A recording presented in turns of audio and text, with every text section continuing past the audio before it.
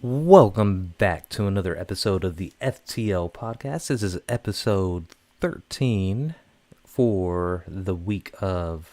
Oh, it's Saturday, January 31st. I mean, what do you do? The week of the Monday or the Sunday? Doesn't matter. So, today we have a special guest, Jeremy Lara. How's it going, Jeremy? Good. How you doing?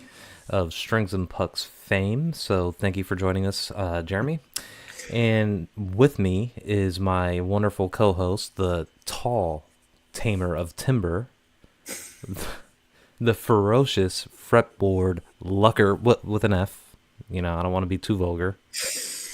The man who played the Texas blues so hard that it made Dallas flood in a river of tears. The one, the only, the Ubie. Welcome back, Ubie. How's it going? At least I don't have to worry about anything from that having any other guitarists coming after me. I'm still that Viking God one. I'm still looking over my shoulder every day to make sure that I don't have Zach Wild, Zach Wild coming to reclaim his title. the Norse god. I'm a bit under the I'm a bit under the weather, so I apologize for the way I sound, everyone. I would like to say that that's normally, I could just say I apologize for the way I sound just when I stream, period. But in this case, I actually have a legitimate reason, which is I got a bit of a head cold thing going today. So if I kind of hallucinate, I'm gonna blame that on the cold medicine and not on just me being me. Yeah, they call that robo tripping. Oh my god, it just brings me back to college. Like, I've never done it before, but there was this guy that lived in my apartment complex that would go to the local Walgreens, it's just right up the street, and just steal Robitussin and all those cough syrups, and just go to his apartment and just chug the bottles. I'm like, what that dude wasn't all there. It's freaking nuts what people will do. But Jeremy is Jeremy gone? He's disappeared to go get some coffee. So, Oh, did he? I mean, I see him. Okay. Well, Jeremy is disappearing to get his coffee. I mean, I guess he could plug his coffee that he always plugs whenever he's on. So I know that Ted had bought some of that coffee before, but needless to say, there he is. Jeremy's back, maybe, with us. Okay. Welcome back, Jeremy. He had to get some coffee. He had it. You know, I was watching. This is a long time ago. Brian from Searching from Tone. He's a ex-police captain, right? He said that fireman. I'm sorry, fireman captain. He said that the captain in his local firehouse would take off all of the handles with a hammer, so that you didn't get to use a handle, and you had to hold a hot cup of coffee just to get used to the hotness. I remember that kind of stuff because I just saw you there burning your hand. Yeah, no, that's reason number 30 I'm not a fireman. Yeah, well, Apart from the general being in shape and yes. So you go to the firehouse and you get a cup of coffee and you burn your hand. But anyway, I'm in shape. Round's a shape. I'm kind of doing that Mr. Potato body. It's like a head on top of a Mr. Potato head. oh, the joys of getting older, right? It's like I eat so much. I mean, Ted could attest to this. He calls me Rocky Road, and Ted, if I know you're listening here, I don't like Rocky Road that much. Just say butter pecan or something. Pecan. I don't know how you say it. What's the consensus? Pecan? I say pecan. Pecan. There we go. But let's just acknowledge, yeah, we do have Ted in the stream. We have Time Surfing Alien. We have Brian from Searching for Tone. We just talked about Brian. He's got an awesome new logo. Brandy's here. Yeah, the logo's pretty cool. 2 Yards is here. He just released a song last night. I don't know if it was a premiere, but I missed it. It's on my Watch Later playlist. I need to listen to it. I think it was, what was it called? Like Something into Dust, or Dust to Dust, I think is what it was called. Can't wait to give that a listen. Is it cool? I mean, still using the silver Hyper B yards. Why don't we get more of the new guy? Oh, he's got the black one, right? Yeah, he's all about Fender Studio Pro, which I am about too. And we could talk about interfaces and DAWs in a little bit, but what I wanted to touch on today is, we just ended NAMM, right? I'm not talking about Vietnam, I'm talking about NAMM. You weren't there. Sorry. But I know everybody's probably sick and tired of NAMM. By this point, it's been talked to death, but we haven't really discussed too much about it. I know last time we were on, I don't think it was at NAMM. It was prior to NAMM, but Martin released their new line of retro studio guitars, which I find fascinating, utterly fascinating. And we don't have to delve too much into it. I might want to talk about it in a little bit, but Jeremy, I'm interested in hearing your opinion. I think you were talking about, oh gosh, Reverend, was it? Reverend, yeah. Can you give some So insight? Yeah. absolutely, and you guys know I'll be pretty candid about this. I've got NAM fatigue, and I really have avoided the show this year. It just it's just my own little issue. But when I do look at NAM stuff, there were two companies I always followed: Carvin slash Kiesel, and they're not doing it anymore, and Reverend Guitars. Reverend's based in Ohio, and I toured their factory before. They always have these great offerings of bolt-on guitars that are also semi-hollows. And this time they have a Strat style. I sent it over to Ubie, the King Bolt Air 390, three P90 pickups. And if you know anything about the Reverend guitars, it has a bass contour knob, and what happens is when you use that, it only trims bass out of the sound, and the P90 thins out to sound like a traditional single coil. So that guitar is so versatile. Their P90s already sound amazing. They're my favorite pickups. But when you can trim it down a little bit, they've put those into guitars with fuzz pedals. They had those in a Flying V before, those three P90s, and it sounds so good. So that guitar to me is literally both a Strat and a fat P90 Strat, and it's semi-hollow, super resonant. Those Wilkinson bridges are smooth and always locking tuners, and just beautiful guitars. So excited. I want Chris Nelson to get one of those because you Yeah. need a P90 A Strat. special shout out to Chris Nelson. That thing looks awesome, You're gonna especially have the. to you're gonna have to convince Mrs. Chris Nelson to allow him to get one of those. I'm just going to tell the bunny. I'm just going to tell the rabbit to make him get it. Thumper. I mean, that thing looks like something that Jack White would play. To be honest with you, it looks nuts. Well, yeah, Billy Corgan does a lot with Reverend, and he kind of likes some of those crazy distortion sounds. He's really into those, some of their P90 style pickups. He visits that facility in Ohio a bit. The thing is P90s. That's the one pickup that I don't have in any of my guitars. I mean, I have the single coils covered and the humbuckers covered, but I don't even think I've played anything with a P90 in it. You know, maybe I have that Tees SBHE, and I know it has a swimming pool route. Is that what they call it? Where you could add a pickup in the middle, but I'm not sure that adding a P90 in there would be the ideal. I mean, It's the ideal awesome. position in the middle, though. Or Yes, remember the guitar I designed for Frank Stallone Guitars? If you go to the website, it's humbucker P90 humbucker. I have A on my P90. notes. I have on my notes Jeremy's custom guitars because I didn't want to talk about that in a little bit. Yeah, we'll talk about that, but honestly, a P90 in the middle is the most usable rhythm sound because it's not as dark as the neck, but you get this thicker single coil. You throw some chorus on it, as long as it's not too, hummy, as long as you're not too noisy.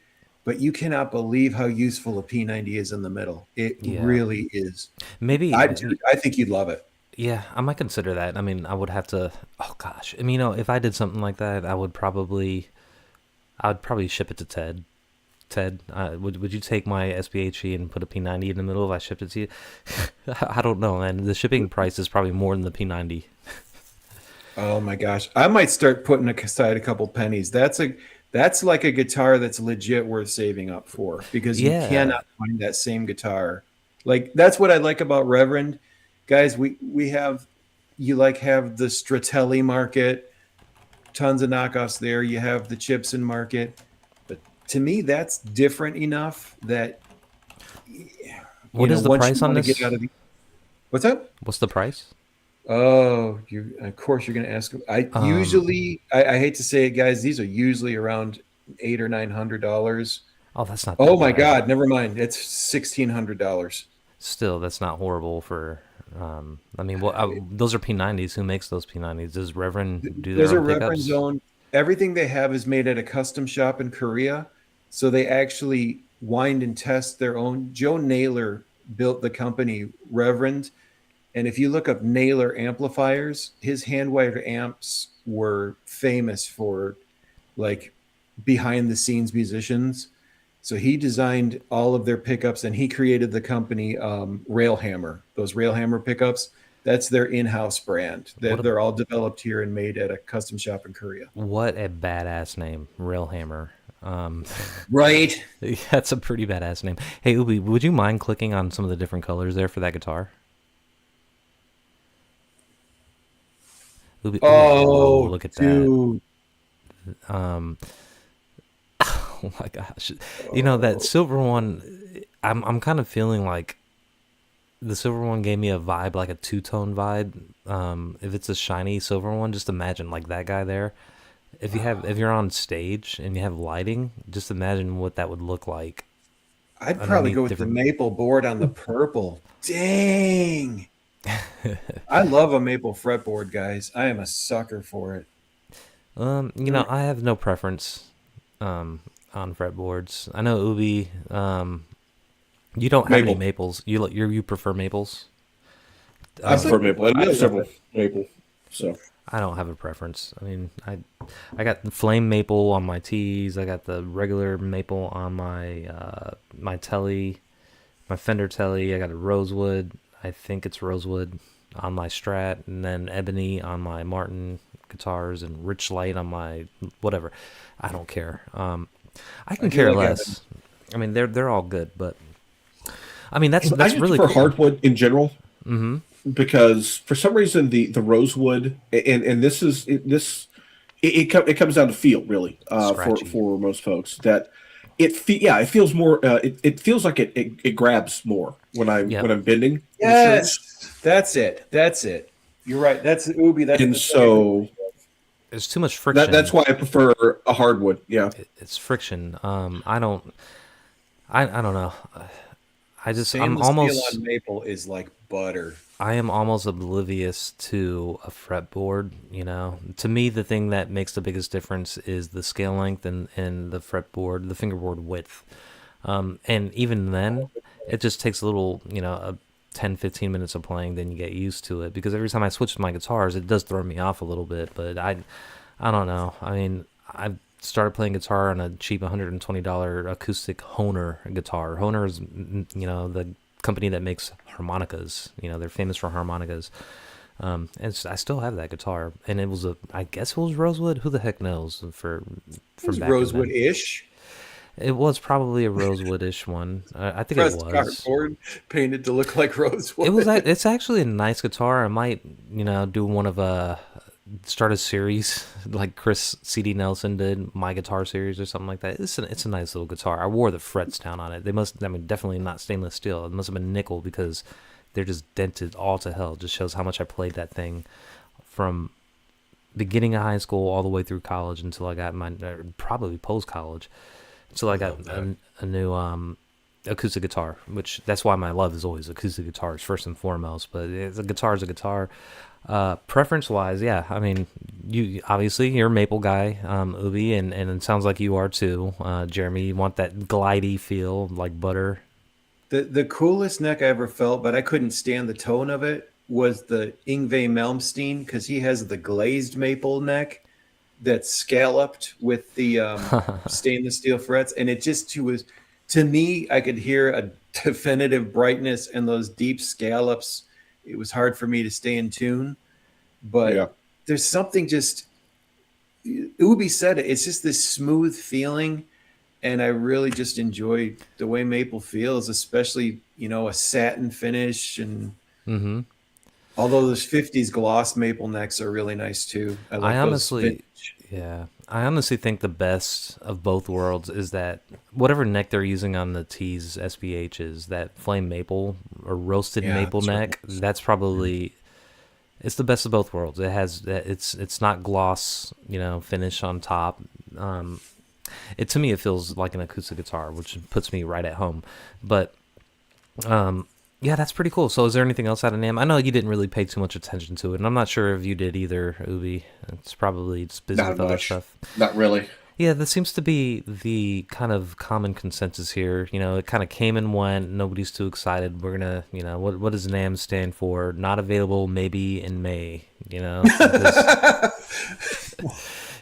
all this cool stuff that they release, and that's why I like what Martin had to show, because again, I'm just gonna spend a minute or two on it, but basically Martin pre NAMM, and they displayed it in NAMM. It's just amazing guitars. I mean, they're still expensive. They're $1,000 guitars, and but you're getting all solid wood. It's made in Mexico, but it's still a Martin, all solid wood, even down to the fretboards. They're no longer rich light fretboards. They're actually ebony fretboards. Wow. I think either ebony or rosewood. What are they called? Bridges and saddles are bone. This is like they're almost identical in everything, but where they're built to their counterparts that are built in Pennsylvania, and they're a third of the price. I really want to get my hands on one, and I'm freaking pissed off because I was willing to trade my D15E that I just bought, which again, it's an excellent guitar. It's all solid wood, to get one of the D12 retro D12Es, which is kind of their equivalent to a D18. And I know I'm throwing all this stuff. The D18 is a dreadnought. That's what the D stands for. 18 is the style, and that's with what is it called?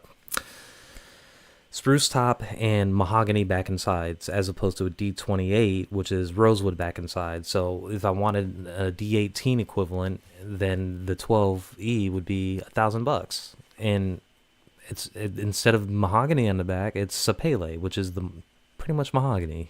Same Yeah, family. it's same family, I think. This is Yeah. the nerdiest of nerd stuff, but I freaking love this type of stuff. With acoustic guitars. I agree. I do too. It's that's just, and I don't know if they have scallop bracing. It's probably straight brace, but that's a whole thing in and of itself of bracing and things like that. But I only said I was going to spend a couple minutes talking about this Martin stuff because I did go over it kind of ad nauseum, and I could just hear Ubi snoring a couple weeks ago while I was doing that. Just like, when are we going to get the hell out of here and go to I Whataburger, thought that was the Keith? dog. Oh my God, I am so sorry about that dog, man. Stop. That was He the is best part. he is. Let's say he way better content than you and I. Oh, probably, man. He is like the most. Oh gosh, he's a big baby, and he does not want to be alone ever. If we have guests over, he just wants to jump on them just so we can get belly rubs. You could attest to that. Ubi said he went home with half of his hair on your jeans or your pants, right? That's awesome. Yeah, pretty much. Sorry about that. So sorry, but That's- what are you gonna do? He's a big baby. It was Not a adorable, problem. guys. It's life happening. That's the best part of life. Yeah. Not a problem at all. Luckily Brandy was there on the side, trying to keep him occupied, but I don't know. It's just one of those things. I think the best thing that came out of NAMM, not necessarily NAMM, is, the awesome, what is it, Belltone guitars? The awesome bell-tone guitars. Yeah, Sure. they're doing a Awesome. great job, aren't they? If you want a bell-tone guitar, you're probably going to want to get one soon because I don't think they're going to be in business much longer. Did you hear about this, Jeremy? This whole Belltone No. incident? Okay, so this is perfect because I wanted to go over this because, and maybe, Ubi, can you give us a succinct kind of distillation of what happened here with Belltone guitars? I'd never heard of this brand before, but if you can, if not, So I actually- yeah. Yeah, so I haven't actually known that much about them myself, but they apparently have decided. Well, I say they. It's actually probably not they. It's probably more along the lines of the owner of the company. Basically, I'm trying to find a link to it so I can figure out exactly where this is. Hang on a sec. Is it in here? Of course, I can't find it now. Because I don't want to talk about something without actually having it, what I want to say right in front of me. Because I don't want to get sued next, so I'm just being careful. What are they going to sue you for? Slander or whatever the heck they feel like it is. Take it to civil case. So Phil McKnight, let me just kind of, for the people, I'm pretty sure most of the people jump in there. Yeah, most of the people here listening probably already know about this whole thing, but I kind of want to briefly introduce this whole ordeal that's happened, and so we can get some opinions on there. I know this is kind of fresh for Jeremy, so basically Phil McKnight, everybody in YouTube Guitar Land, everybody, you can't stay away from absolutes. A lot of people know who Phil McKnight is. He has a big following, and he does in-depth gear reviews. Yeah. He's an awesome, has an awesome podcast he has on every Friday, and companies send him guitars to review, and Belltone was the name of one of the companies, and he didn't get to the review right away, and I guess the company was suing him to get the guitar back. All right, so there we go. I've got it. Yeah. I've got the info up I wanted to get. So basically, he's already done 2 deep dives on two Belltone guitars before, and so he had a third one sent to him by the company, and it was over Christmas time, so all the craziness that was happening then and that sort of stuff, and he hadn't got the video put up and out, and the company demanded to see the video.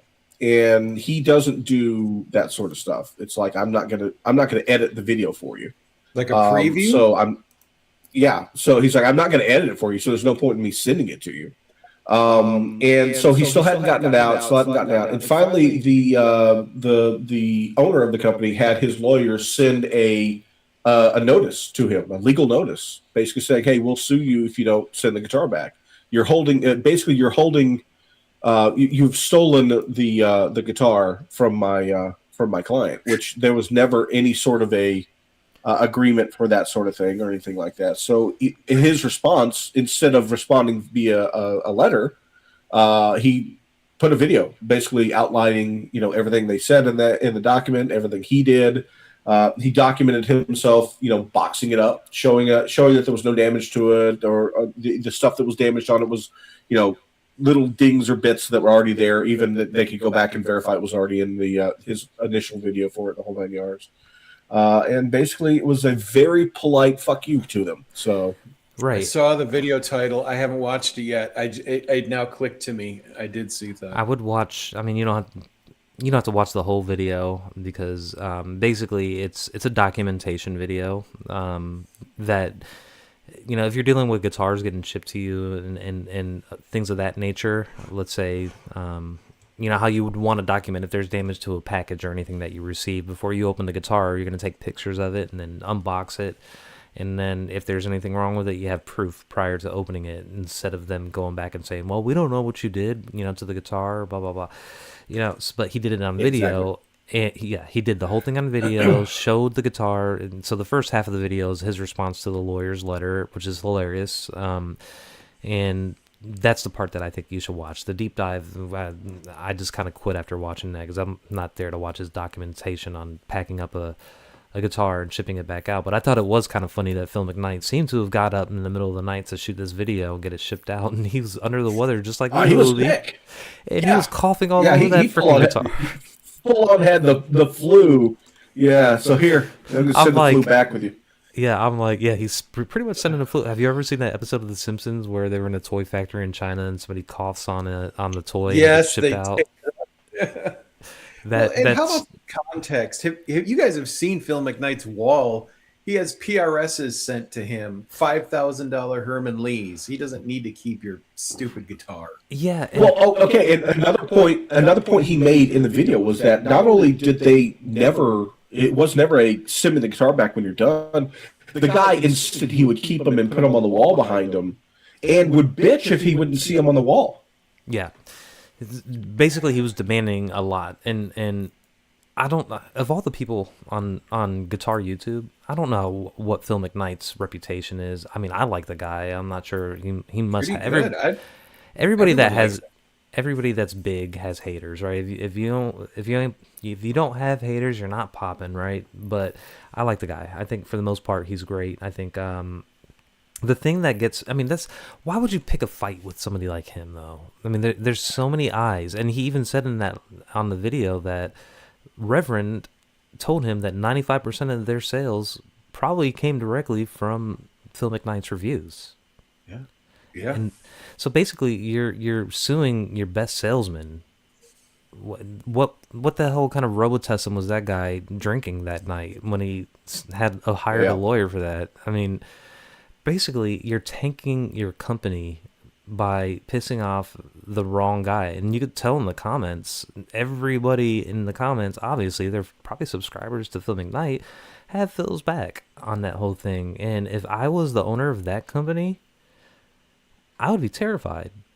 Mea culpa. After, I'd do a mea culpa. yep, I am so sorry. I was stepping out of line. I was drinking way too much Robitussin, the generic kind. I'm sorry. I take it back. Keep the guitar. I don't know. The guy fucked up, man. I mean, Bad. that's he messed up. That it's I don't know the guy. I never heard of Belltone. And a thing that Phil McKnight did say, and I'm kind of scrolling through these guitars are not cheap. That guitar that you were talking about, the Reverend, I'd rather buy one of those Yeah. because we're comparing prices here at $1,400 or whatever that guitar you said. These put that just make it look like a cheap guitar.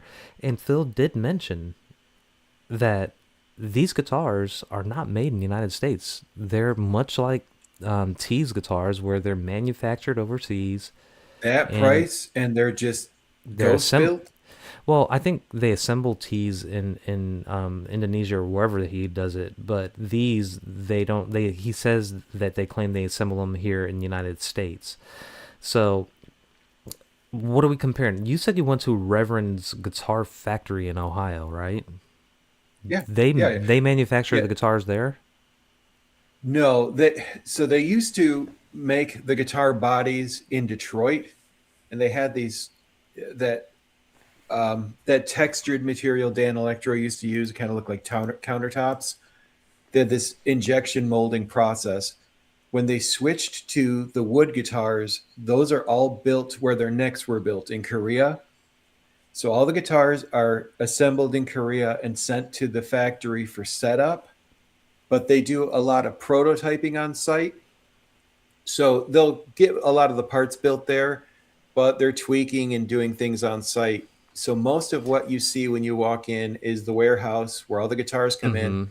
Then they have a staff of 4 luthiers who do all the setup work.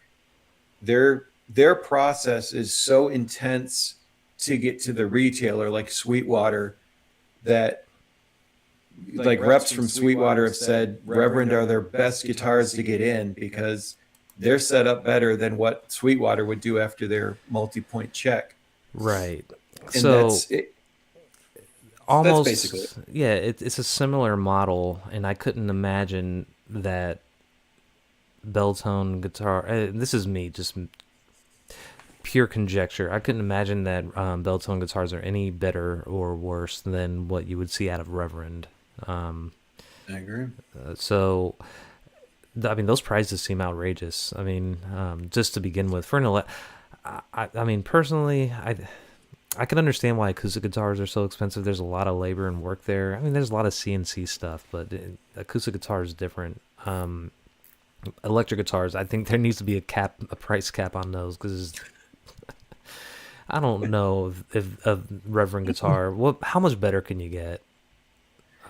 I do love their stuff. I'm looking up on Wildwood, and those are the prices. It looks like around 1,300, 1,400 Oh yeah, for Reverends, for Reverend. yeah, Reverend, And yeah.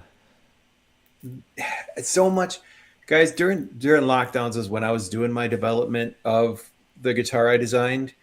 And from 2020 until 2024, timber prices went up 300%. So if you didn't have new old stock like the huge factories overseas, you were paying that much more, and you couldn't jack up your prices that much more. Reverend took a beating for a few years because they tried to be incremental, Mm-hmm. and precious metals are through the roof. You know, everything in Alnico is in competition with battery companies, right? Aluminum, nickel, cobalt, Yep. copper. Lithium. So Yep. they 27% inflation from 2019 until now, and the highest jump was 2022 at 14%. And just imagine the tariff effect on that as well. And that Tariffs Modern day. actually don't have as big of an effect as you may think, though. and that's a great point, because again, they went to the table and negotiated all those deals. Getting a finished product delivered is way different than what Reverend deals with getting parts, getting something created that they finish in the US. There are nuances and tiers, and everyone was losing money. So like, who just pulled out um the big brand that just shut Not down their reverb? GNL. No, no, no, no. The Harley Benton is what you're Harley thinking of. Benton, Harley yes. Benton's. And there's so much other crap going on behind the scenes of this direct to consumer model that just companies couldn't keep up with, and they're just slapping it all onto one deal. But Ubie's right. It's not. Yeah, There are the actual costs on tariffs when you look at the actual amount that it is. For example, let's say a $300 guitar for a budget guitar, right? The actual company themselves are maybe paying 150 for it, maybe less, maybe $100 for that guitar. When you add a 10% tariff on it, that means they're paying $10 more. It's not as big of an amount as you may think that it might be. But it affects things. Don't get me wrong, no. but it's not to the. It's generally just a tariff by itself, especially like in the guitar world. Theoretically, that shouldn't be something that would shut you down. In Harley Benton's case, from what we heard, from parts of what I heard about behind the scenes, is they had shipped a large group to a warehouse in the U.S. so that they could do off of Reverb, and they just didn't want to deal with having to deal with that the large ship, because if you ship it one guitar at a time, it's totally different than shipping a whole container's worth of guitars at a time. Yeah. And they just didn't want to have to deal with that. Was their Right. biggest reason why they shut that down. But guys, and I'm going to be. This is something else I found out the hard way. The guitar I developed, I was asked by the company to make 100% USA made guitar. All right. Good grief! Right. So I'm talking to luthiers who are distributors for. I hope you don't get in trouble for this, for Fender and Gibson, and saying, okay, how do I get all the same USA parts they get without paying the insane markup? And the guy who owns Six Gun said, Jeremy, they don't use American parts. No, So what they are you don't. talking about? And he had just gotten in a $3,000 Les Paul custom, and the customer brought it back the next day. It had Epiphone pickups in it. He said, I swear to you, we put it on the bench, we opened it, it had the cheap mini pots, and it had imported pickups in it. I'll be so And pissed. yeah, they tried to pass off the Pro Buckers as the actual USA Gibsons. Who sold that? That was well, I already said it. Six Gun Music, out the place that I worked through. Oh my That goodness. that's the custom shop that was building the guitar that I designed. And they had found you would hear these stories online of somebody buying a super expensive Gibson, and the parts inside weren't CTS things they were expecting, but then CTS got sold. CTS is no longer a US company, Yeah. and the quality started to go down. So what we discovered is Fender had been swapping out a piece at a time. So a 10-cent diode doesn't really do much, but when you have 1,000 of them, and you're not telling customers, we've cut our internal margins by changing 30% of the parts to imported parts, and then the tariff slap, well, the people who weren't being honest about what they were doing got pissed in a hurry, because they were padding their margins Yep. by using pieces, even telling you, because if I tried to register my guitar as a USA guitar, I had to have 85% of it be Right. USA made. Yep. and that's no Yep. longer It's a minimum even percentage. possible. Yeah. It's not. It's literally not possible anymore. Yeah, I mean Well, I mean, it is, but you have to spin up your own company making those parts. yeah, That's it. Ubie nailed it. Yep. and yeah, the manufacturing that requires tooling and all that. I don't know. The whole like I think Robbie made a good point here, and I was about to kind of mention it too. I'd listened to Dipped in Tone, is that what it's called, with Rhett Shull and Zach? I forget his Boyles or something like that. But Zach is a pedal maker, small pedal maker, and he said that the basically whatever tariffs there are, and this is not a political thing or at all, but this is just from his personal attestation. He says it's really really hurting, and that if you think that boutique pedal prices are expensive now, it's going to get a lot more expensive because all the product that they bought pre-tariff is starting to dwindle away, and it's even the tiny components raising up by, let's say, 25-cent component now cost 50 cents. Yeah, that adds up when you're going by the thousands. Well, and that goes back to we didn't realize that the U.S. parts weren't being used anymore, and the big companies that stopped using them put them out of business, basically. And so little Yep. guys who had been looking for the Russian diodes and the Russian Right. capacitors, Tubes, So- too, yeah. that's hurting them. But at the same time, it was never a level playing field because you're competing with something that doesn't exist. Okay, I've got to find a way to put US caps and US pots when the people you're competing with weren't doing that and you didn't know. This whole thing was a mess. And what we found out is these companies were dying. And if you didn't have a ton of inventory Yeah. on right. parts, you're going to get hurt. And then what happens when you run out? You're just going to go somewhere else. But I don't know, like the whole thing, the whole ordeal with and Belltone Guitars. I mean, I don't know how many people work for that company. It's just unfortunate that the owner or whoever sent that letter did what he did, because that's going to affect some people if they do go belly under. I hate to see businesses, especially small businesses, go out and for stupid mistakes of maybe one person, right? Yeah. That sucks for all the people that are there. If it does happen, I hope it. Like you said, Jeremy, best thing for them to do, mea culpa. I'm sorry. And make a charity foundation. Really expensive guitars for one-legged orphans. One-legged orphans. Like a one-legged orphan in an ass-kicking contest. Who would win? Please, sir, can I have a guitar? Okay, so that we could transition to the next topic. I did want to talk about songwriting, but before we get to that, I wanted to give Ted's still in the chat. I want to give him a shout out because I got this guy. I put this on the Discord in the mail today. It looks like a dentist tool. Well, it looks like an Allen wrench. I think of like a tooth scraper. Get in the camera. Open your mouth, Ubie. Yeah. So, this is a story of a man named Keith. Okay, so this is my Strat, and basically what this tool does, it's a measuring gauge, right?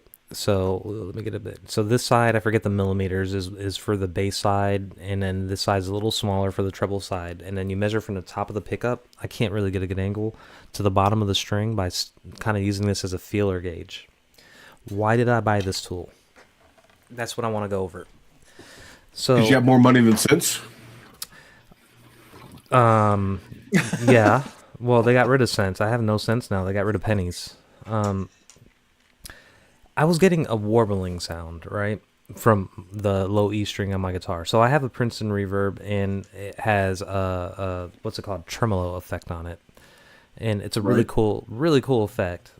So I don't really use it much either. I just use the reverb on the amp for the most part. To me, the tremolo is kind of a gimmick thing you use every once in a while, kind of like a wah pedal or something like that. Unless you're Kirk Hammett, then you use it all the time. But I would turn the tremolo all the way off because I don't want it, and then I was playing, clean with my Strat. Every time I hit a low E note, like a bass note, a root note, it's so important to the way I play is hitting that root with the low E string. I would hear a warble. I thought it was the freaking amp, because Google told me that there could be an issue with the Princeton reverbs with some biasing or something like that, because the one I got was custom through Sweetwater. They added the knob on the back and messed with some kind of bias thing to make the tremolo sound better or whatever. So I thought that was an issue with the amp, that it was just causing, even though the tremolo effect was off, it was causing the tremolo to happen. I got in touch with them. I made a recording, did all that, and I got a replacement amp sent to me. And I had them both in here, and the replacement amp that I got, the reverb wasn't working. So I'm like, okay, great. So I got two duds here now, and then again, this is a reference to that. I think it was the Dipped in Tone podcast, because I listened to a few different guitar ones. That's a main one, but I'm glad I did, because the guy was talking about, Zach was talking about adjusting pickup heights. And he said, you don't want to adjust your pickups, to make them too high and too close to the string, because the magnetic pull could affect the tone of the guitar, and you could actually hear it affecting it. And that's, when I heard that, something clicked. I was like, I need to check the pickup heights on my guitar. And lo and behold, I hooked up the guitar to my micro cube and put on headphones. I heard the warbling there. Wasn't the amp. I felt like a complete idiot, because I went through this whole rigmarole of going through Sweetwater. Luckily, I kept the original one, which is fine, although it was, I thought it was the issue. And so I'm talking to Ted, which he mentions 3.5 millimeters and 1.6 millimeters. That's the Fender spec on the gauge that they would recommend you start with. And, as I was lowering down the pickups, the warble began to subside. It's not fully gone yet. There's something with the pickups that I got, but it's manageable now to the point. So this is why little things like this are so important. This tool doesn't really cost that much. The shipping costs more than the tool, and you could probably do the old adage of like stick a quarter or 2 nickels or something and measure that way. I just wanted something. I'm serious. I mean, Brian just trolled you. What did he say? Brian, turns out you had water in your ear. Probably. I probably have what Ubie has right now. He's just epic. Oh my god. 4 tons of nasal mucus in my head right now. I will happily share some if somebody wants some of this. Get that baby snot sucker straw thing. Yeah, it's that snot, the suction cup thing. But no, I just wanted to mention a tool, because this thing is cool. Look, I am not a guitar tinkerer. I just want my things to work and not have to ever think about it besides changing strings. I don't enjoy any of that stuff. I enjoy watching Ted and all them do it. Werther's, is that what you got? But so I don't know. That the Mucinex and the warble goes away is what Brian says. Yep. Who the hell made him an administrator here? No, I'm just joking. If you made him blue, it's on you. I did. Brian's a good guy. He's our police captain. Don't piss him off, because you think Phil McKnight is bad. Brian will mess you up even more. I said police, fire department captain. Jeez. Brian will do worse. He'll make you feel bad about yourself. That's way worse than anything a bully could do. Don't get on his bad side. That's all I got to say. But all right, let's get to the topic of songwriting here, because I know that Ubie and Jeremy, you two are excellent songwriters in just different fashions. I know Ubie, you're more of an electric. I mean, you do everything as far as I'm concerned, and you even incorporate AI into a lot of your work for like the theme music and stuff like that, which is really. I got questions for you on that. And then Jeremy, more of an acoustic singer, folky guy, kind of like myself. So we see eye to eye there. So Ubie, how long have you been writing songs, and what's your process for going through all that? I've been writing songs probably, 10, 15 years. Process for me, really, it depends on what's inspired me to write the song. Sometimes it starts with lyrics. Sometimes it starts with a riff. Depending on which one it is, if it's lyrics, usually I will prototype out what I think the song should be, like mentally map. I believe it should be of this genre, with this feel, just kind of just broad strokes on that. And recently for those, then I would take and let AI generate 10, 15 different versions of it, and hear how it would sound like under with various things there. And then I would go back and say, okay, I'd find the pieces that I want, and then go back and start writing what I actually want them to be from that point. Occasionally, maybe it might actually have a something I really like, and I'll cut a piece out of it. If it starts with a riff, though, then that's usually I'll sit down and record the riff, and then put a bass line and a drum track under. That's the flow I have for that. But yeah, I mean, there's not really. It really depends on what where the muse strikes. What's really making the song come to life for me as to what direction I go as far as making it go from what's in here into it's actually here. So with the lyrics, do you write all the lyrics and then plug them in? Like, how did you write that Marble song, for example? Or is it Vanilla? Did you write Vanilla Thunder? Yep. How'd you write? Did you put So all the lyrics both of them in? were start to finish. I wrote the entire lyrics for both of them before doing any sort of work with AI. Depending on, like, there's a couple of songs that I have that I did with AI that I did piece by piece. Like I started with a concept, like a chorus, wrote that, generated for it, and then all right, I like this. Let me write the verse for it, and then generate that sort of stuff.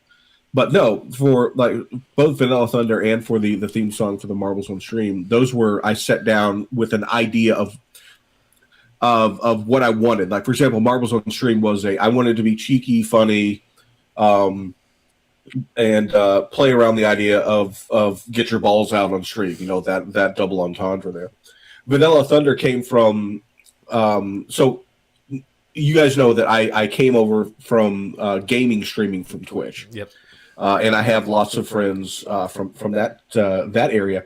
Another friend of mine, a great variety streamer from Finland, whose name is Spider-Mois, he was playing a game, and there was a guy, some generic dude in the game, and there was a dossier on him, and it said he likes to call himself Vanilla Thunder. And then everybody in chat was like, "That's got to be Ubie. That's who we're expecting him." And then so I wasn't even there for that particular stream. They clipped it out and played it for me, and I'm like, "This is hilarious. I've got to turn that into a song." So I wrote the song right then. That's an awesome intro song. So, and then Ted, did he write all his lyrics, right? I just imagine you helped him out getting that whole thing set up. That Ted is 100% on him. I actually Really? did not have anything to do with Ted's theme song. I thought that you I showed him where to do it, but yeah, okay. So you showed him where to do it. I'm impressed. I am so impressed with what Ted has did, because his theme song is pretty cool too. All right, Jeremy, Mr. Folk, the man with the golden vocal cords.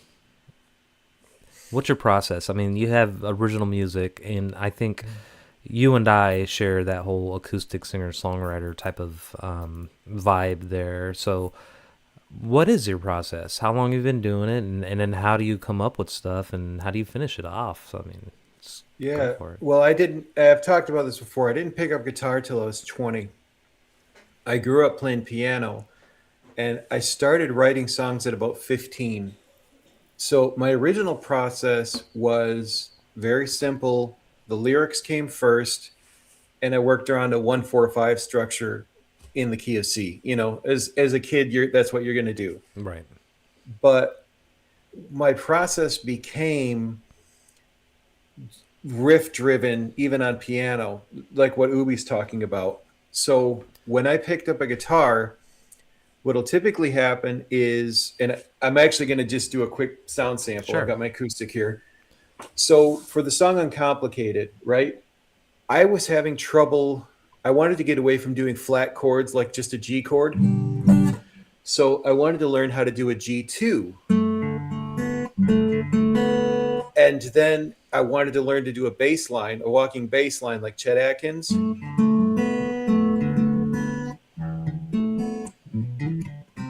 So every time I do the song, you hear it the same way because that started out as an exercise. I start learning a Yep. G2 chord, then I incorporate a walking bass line, and I have that in the back of my mind.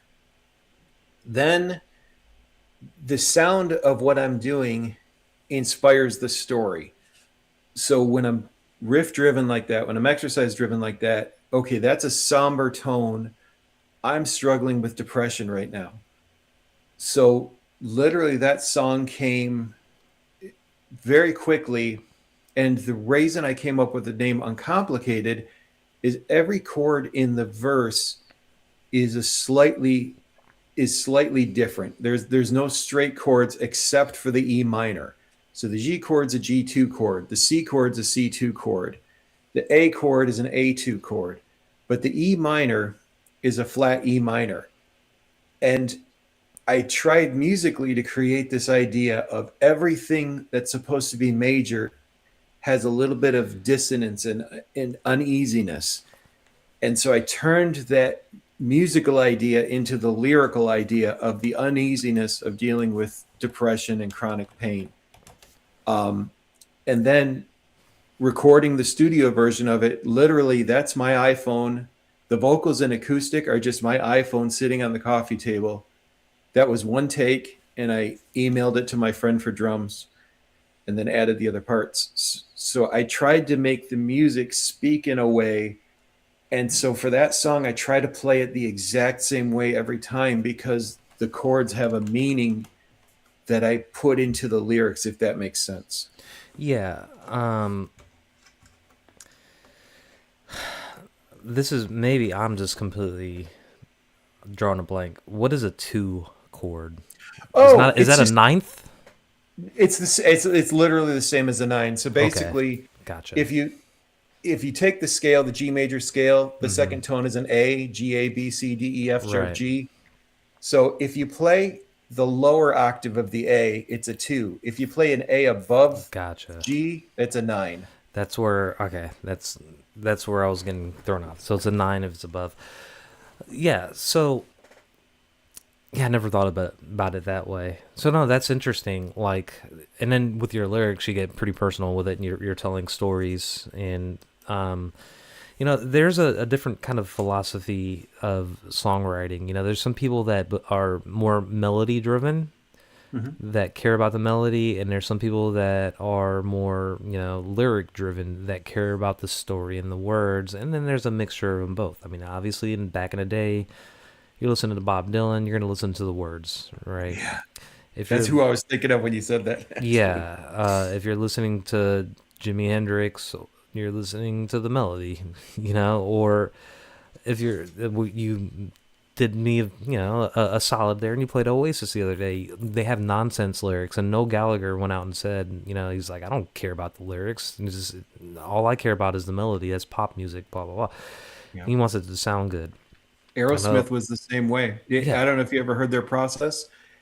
They would write the whole music, and then Steven Tyler would take a Shure SM57 in the studio and scat to it. Yep. And then whatever scat he came on, he would make lyrics that rhymed with it. So he did dude and dot and dweeday. That became dude looks like a lady. Yep. And he called it vowel movement. I'm just going to go and do Right. some vowel movements. I think that's where I kind of fall onto, and I think Paul McCartney, watching and reading a lot of his books. I actually have a book of about the Beatles by it's called Here, There, and Everywhere by Jeff Emmerich. He was an engineer. I've talked about this book on the channel before. Actually, I'm almost done rereading it for the second time. But watching documentaries like the anthology, which we talked about on this podcast before, and you're watching Paul McCartney you're watching all the Beatles make songs in studio, and like the whole Let It Be lead up to that. And I think there was a Phil, gosh, what's his name? Who's the guy that did Lord of the Rings? Phil something? Jackson? No. Oh yes. Peter Jackson. Peter Jackson. He's a huge Beatles fan, and he's done a few Beatles documentaries. And during the Get Back sessions, when they're in Twickenham Studios or wherever that is in London, you could see them make songs. You could see right the genesis of Get Back. So JoJo wasn't meant for Tucson, Arizona, right? And he's like, you could see Paul McCartney in it and say, oh, blah, blah, blah, da, da, Tucson. It's like, oh, is Tucson a city in the United States? And it's like, yeah, whatever. And then it's like, we'll just use that in the song, Tucson, Arizona. That sounds cool, because it rhymed. They was just doing the whole mumble type of thing. Yep. I find that stuff fascinating on how to write, how they went about writing music. For me, that's just the way I do it. I guess I'll just talk about like my process. And look, I'm not a great songwriter or anything, but I just freaking love writing songs because they're out there for me to pull in and release, and just it's a cathartic thing to put music out, whether it's good or not. You just got to do it, and that's the whole point of it. And that's what Ubie, preaches. Just embrace the suck and just throw it all out there, put it all out there. I Yep. sit, I sit with my mainly acoustic guitar. If I want to write a song, I'll write a song. I don't know what it's going to be when I'm sitting down to do it, but I could put something out relatively quickly, whether it's going to be good or bad or whatever. But me personally, I riff around on my guitar until I find something that sounds cool. I think everybody does this. You just mess around, noodling, with almost with no intent, just to kind of let it hit you. Because to me, the songs are out there. You just got to find them. And if something hits you, you repeat, repeat, repeat. And this is where this is where it's important to have understanding people that you live with, because if they could take you playing, not you personally, but me or whoever playing horribly on guitar to begin with, and then repeating things over and over and over, that'll drive any sane man or woman or child crazy. So props to us to have significant others that will embrace that suck and deal with it, because that's what it I'm takes. blessed. I'm blessed in that I have a significant other who also writes songs, so we both have to deal with it with each other. Well, and then whenever my wife, she practices Spanish on her phone, and she'll just do it because she has Duolingo, and it annoys the hell out of me because she has to talk into it. But you know what? I don't say anything because I can't. I mean, she listens to me play guitar all the time and doesn't say anything. So it's like I'm not gonna say anything. I'll just let her practice, do whatever she wants because she deals with my shit, Yep. right? So Yep. I just let her do it. I don't get annoyed with it. I'm just thinking like, well, this sucks, but whatever. She's learning, blah blah blah. But yeah, I I just find a riff and then I mumble the melodies like you're saying. And then for me, the lyrics are almost an afterthought. I just want something, I'll come up with a vague theme, and I'm not like telling a story like that you could follow like reading a book. It's just all kind of thematic, right? I think Jeremy, you heard my latest one there. It's Yeah, interpretive, right? I So love it. even Bob Dylan, if you read his lyrics, shit doesn't make sense. See, I'm obsessed with lyrics. Yeah. So my process can take a really long time because I'm a big fan of Robert Frost and C.S. Lewis Okay. and Tolkien. Okay. And to me, C.S. Lewis is so descriptive. And I just read Moby Dick again. And those crafting the right metaphor and picture, it gives me like anxiety issues because if the words just don't paint the picture the right way. So, and that's why the process is really tough because I'm very specific about from the riff to the melody and then making the right picture and the right words. Right. I go a little nuts about it. See, and that's where I just like I just said, the lyrics, I could just bang out lyrics, just find rhymes, and then kind of make sure it thematically fits, because I'm not going to just be all over the place and just, like, the biggest culprit of that would be I Am the Walrus. That's just nothing, right? Yeah, cuckoo shoe. Nothing in that song makes sense. The guy was, obviously, John Lennon was high on a lot of stuff when he wrote that song, but, and you gotta, in my opinion, you gotta make them sense. But I don't obsess over it because if I obsess over making everything perfect, then I'm never gonna put anything out. And at some point, you just gotta call it a day and move on. Because in my eyes, if I'm not writing a song, that's a song that went in the air and passed me by, and I'm never gonna get it. So if I don't put it down to wax, so to speak, then I am gonna miss that next one. And the next one, in my opinion, is always better than the last one. Because I'll sit here. I love the way you put that, though. The best songs that we write seem to already exist, and we've got him on the line like a bass, and you just don't want the line to snap. You're trying to Exactly. get it in, and it's there. You're just trying to. It's the game of reeling it in without losing it. Yep. And then I think 2 yards actually came up with a great kind of and then we could end this, but what did he say to me? Now I'm forgetting because like he just said something to me. The line is there. You got to reel it in. Oh gosh, I just lost my train of thought there. But yeah, You literally just illustrated what we were talking about. yeah, I did. It passed me by, right? The thing is that like what I was kind of saying earlier was I make a new song and I get super excited about it. I think it's like the best thing I've ever written, and I work it, work it, work. Oh yeah, this is what TR said: work it, work it, work it. And then sometimes you work that song too much that what it ends up being is totally different than what you wanted it to be at the beginning. Correct.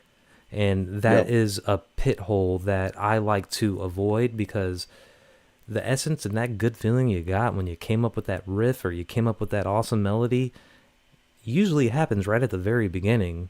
And the more you muck around with it, the more that feeling you got at the beginning changes to a point where it doesn't resemble it and you completely lost it. And it's either you put out what you got now or scrap the whole thing or just redo it from the beginning. And it's hard to get that spark back. That's why I'm like, let me get this down. Let me get it out quick. 2 yards does that. He told me that personally. Sometimes it ends up different than what you intended it to be. Neil Young, and this is where I want to end this whole songwriting thing, but unless you guys have anything to add after it, because we're running up on an hour. But Neil Young, he went in the 70s, and he's notorious for this, for like, we're going to record this new song. I'm showing my band how to play it once. We're going to rehearse it, and then we're going to record it. What he would do was during the rehearsals, he would sneak and record the songs. And then when they were done, ready to record, he'd be like, okay, you guys can go home now. I got the take. He would just lie to him. And then he wanted the rawest version. That's why when you listen to a lot of his 70s albums, like Harvest and all the good, hits albums, were a little more produced, but he came out with a Ditch trilogy, On the Beach, Tonight's the Night, and I forget the name of the other album, where it's just raw. It's just like, you wouldn't think as a modern man to put things out like that. Just unpolished. It sounds like crap almost, but he wants the purest form of music. He hated Billy Joel. Did you know that?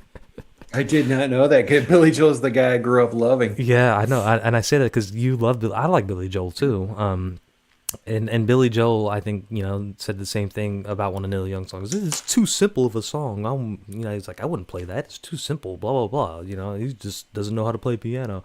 They didn't really enjoy each other that much, which is kind of funny, those rivalries. That's kind of odd. Yeah. I'll have to find those videos for you. And it's all context driven there, so take from it as you will. But I think that about wraps up. I went on for a long time there. Does anybody have any last thoughts on the whole songwriting thing before we kind of wrap things up here? I just think it's neat that we came to some of the same conclusions with completely different journeys. It's kind of interesting.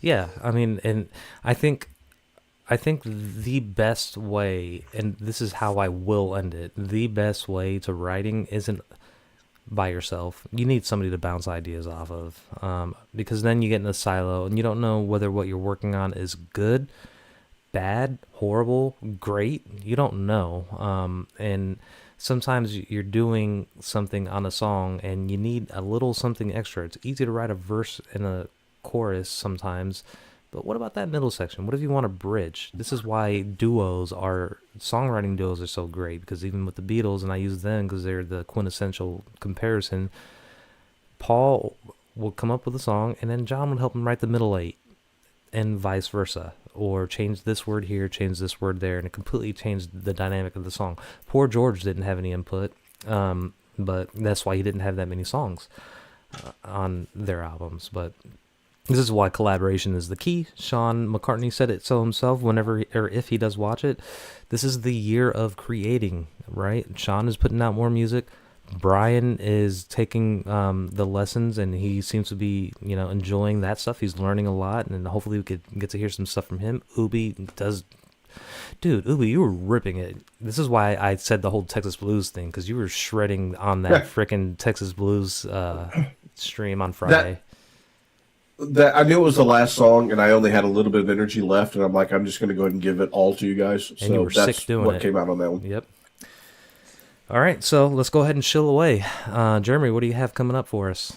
First 2 yards just broke my heart. He said Billy Joel is nothing but a form with no content.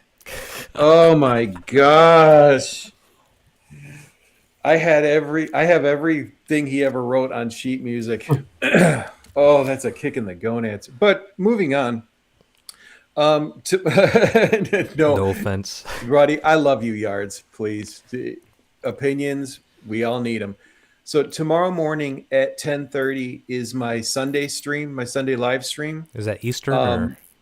Yeah, 10:30 Eastern. Okay. If people are around, great, or catch the replay. I'm trying to get more content in because, I'm at 1,400 verified watch hours as of yesterday morning. So basically, it's just going to be a grind. The watch hours thing is a grind, and the live streams are what really have helped me because my content still isn't really getting long form. I don't have a good long form audience yet. So that's it. My live streams on Friday and Sunday, and then I'll be putting out more long form videos more consistently. I'm trying to anyway. All right. Well, we're looking forward to the long form. Everybody be sure to check out Jeremy's stream in the morning. I try to catch those, and I'm usually playing video games while I'm listening to So is Jesus. No, I'm kidding. I mean, hey, look, he probably invented video games. You're darn right. So what do you have coming up for us? Well, Ubie, tell us about your many streams. Hopefully we don't have vomit coming from you soon. Well, first things first, if you get a chance, go over and grab one of Jeremy's playlists and just let it play. If you aren't going to be around your computer or whatever, that'll help us watch hours. That's how we pushed my channel up and over. So if everybody will do that, that'll help. So normal stuff, 8 p.m. on Monday, Tech Talk Tuesdays on 7 p.m. on Tuesday, and then Wednesdays and Fridays are 10 a.m. So those are all Central Time. And then I'm late, and I'm doing my apology now for the Rockers. The monthly backing track may not be done for January until in February because I'm sick and I just don't have the energy to sit down and finish. I've got parts of it recorded. It's just I still have other stuff to finish up. I do for my members in both the YouTube and the Patreon. I've started doing a monthly backing track, and this month ain't gonna happen this month, and I apologize because I'm sick and I can't do nothing about it. Life happens, We all wish you the best, and hopefully you get better soon. That's all we could ask for is health. Look at me. I have 2,897 hours, so I'm about 113 off from that 3,000 mark. So yeah, he's almost there. So let's get him there too. Inching away at it, and then we can catch up to Ubie. But let's take a look here. How do I get out of this? Okay, so I do as far as myself goes. Let me go back and unshare some stuff. There we go. Okay, I just hung up on everybody. That's not how you get out of it. How do I do? Can you throw my link in, or can one of you guys throw my link for the stream in tomorrow? I forgot I'm not blue. How do we get back? Well, that's it. If we get Keith back, yeah, I'll get your link. Hang on just a second. Okay. So we need to vamp for Keith since Keith has completely killed himself off That's of our what stream. happened. Oh, no. Oh, I'm oblivious. Yeah. So for those of you who are not aware, Keith does normally do a video each. What's it? He does a Sunday video, I believe. Yes. So Keith does videos on Sunday, so you want to check those out. He's got one coming up. And hopefully at some point in time he will come back. And if he doesn't, well, we'll just finish the stream up for him. So there you go. Hang on just a second. Finish it. Let me get your live stream up in the chat for everybody. I appreciate it. There is your stream. Live. Bam. That's the one. There you just go. finished it. It keeps it. So Keith will not be rejoining us. So yes, this is the whole thing just came wheels off at the end here. So for Keith, for the love of guitars, it's been a wonderful day, giving a wonderful chance to sit down and talk NAMM, writing, and all sorts of fun stuff with our friend Jeremy from Strings and Pucks. Jeremy, thank you very much for joining us today, and for everybody else out there, for Keith and Ziggy, we're going to tell everybody, see you around. We'll see you in 2 weeks. See you guys.